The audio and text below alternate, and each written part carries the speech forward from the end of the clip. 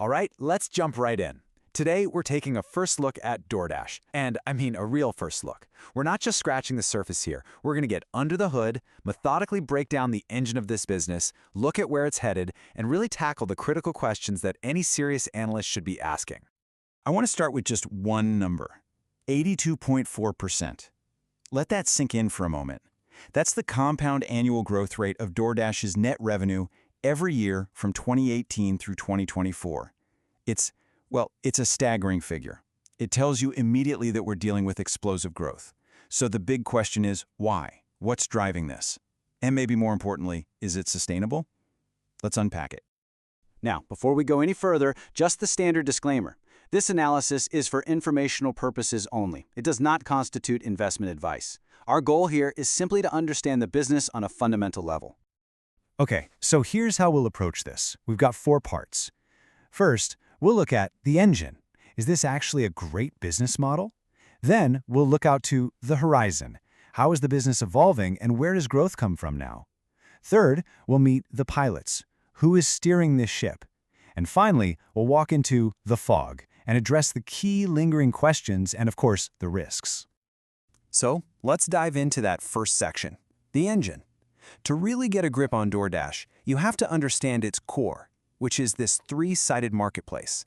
It's a really delicate but potentially powerful balancing act. So what is a 3-sided marketplace? Well, at its heart, it's a platform that connects 3 completely different groups. You have the merchants, think restaurants, grocery stores. You have the consumers, that's you and me, the people ordering. And you have the dashers, the couriers who make the whole logistics network run. The success of the entire enterprise really hinges on keeping all 3 of these groups happy at the same time.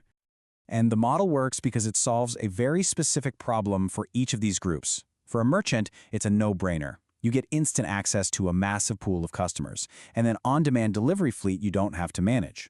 For consumers, it's even simpler. Convenience and choice right at your fingertips. And for dashers, it's flexible work, a way to earn money with a really low barrier to entry. Each side gets something they really need. And this is where it gets really powerful. This is the flywheel, the so-called virtuous cycle that truly drives the business. You see, more consumers mean more orders. More orders attract more merchants who want a piece of that action. All those orders create density in a neighborhood, which in turn attracts more dashers who want consistent work. More dashers on the road means deliveries get faster and more efficient. And that better service? Well, it keeps both consumers and merchants coming back, which spins the whole flywheel even faster. This is how you build local network effects, and it's a very tough thing to compete against. And here's the result of that flywheel in action.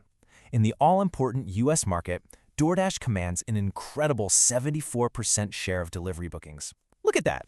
This isn't just a lead, that is market dominance. You've got Uber Eats as a distant second, and then everybody else is just fighting for the scraps. This kind of scale is a direct outcome of spinning that virtuous cycle more effectively than anyone else. Okay, so they've established this dominant position. The natural next question is, what now? Where does the growth come from? So let's shift our focus to the horizon and see how this business is evolving.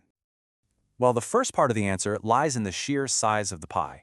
If you look back to 2019, total restaurant spending in the US was about $600 billion. Doordash had about 1% of that. Fast forward to today, and that market is over $1.1 trillion, and their penetration has climbed to 5%. So what that tells you is, even with all their growth, there's still a massive runway just within their core US restaurant business. The second growth lever is expansion, and they've been using acquisitions to do it. But this isn't just about getting bigger, it's about getting broader. You see, Caviar brought them into the high-end restaurant space. Wolt and Deliveroo are huge bets on the international stage. And then you have something like Bebot, which is about restaurant tech, getting their software deeper into the operations of their merchant partners. It's a multi-pronged strategy. But, growth for growth's sake isn't enough. As a market matures, you have to see a path to profitability. And this table is absolutely crucial. Just look at the trend line for net income per order. It's gone from a 79-cent loss in 2022 to a 5-cent gain in 2024. This is operational leverage in action.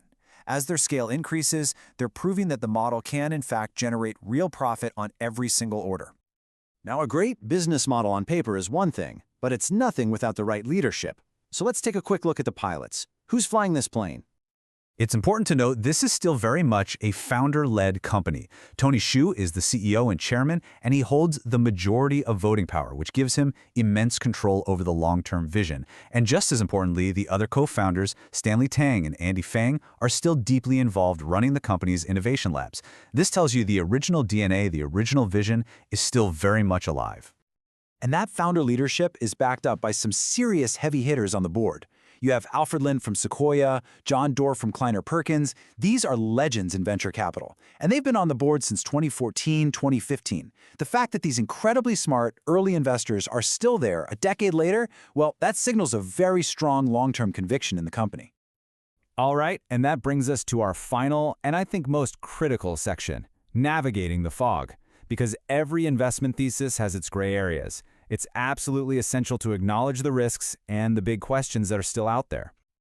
And for Doordash, it all boils down to this one central question. Just how strong is its competitive moat? Is this market dominance truly defensible for the long run? You see, the fight isn't won on a single front. The moat is built from several layers. There's selection, getting exclusive deals with the most popular restaurants. There's their early geographic focus on the suburbs, which was a brilliant move to capture bigger family orders. People talk about their relentless culture of operational execution. And then there are the nitty-gritty tools, like batching orders together, which improves the unit economics. It's a complex, multifaceted battle. I love this quote from Tony Xu. If you can deliver ice cream or hot pizza, you can basically deliver anything. It perfectly sums up their grand ambition. They believe they've built this incredibly complex logistics network for the hardest possible items to deliver. And the bet is that they can leverage that network to deliver, well, almost anything. To go from just a food app to a true local commerce platform. But that ambition comes with real risks. And here are the big three as I see them. First, regulation. This is a constant cloud. The debate over whether Dashers are employees and the threat of caps on merchant fees could fundamentally change their cost structure. Second, this is a discretionary service. When the economy gets tough, ordering delivery is one of the first things people cut back on. And third, international execution. It is incredibly hard to take a playbook that worked in the US and just drop it into a different country with different competitors and a different culture. So, we end up right back where we started, with the fundamental question you have to ask yourself. Is Doordash building a truly untouchable, next-generation local commerce platform, or is this incredible dominance we see today just a very expensive head start in a market that is and always will be brutally competitive?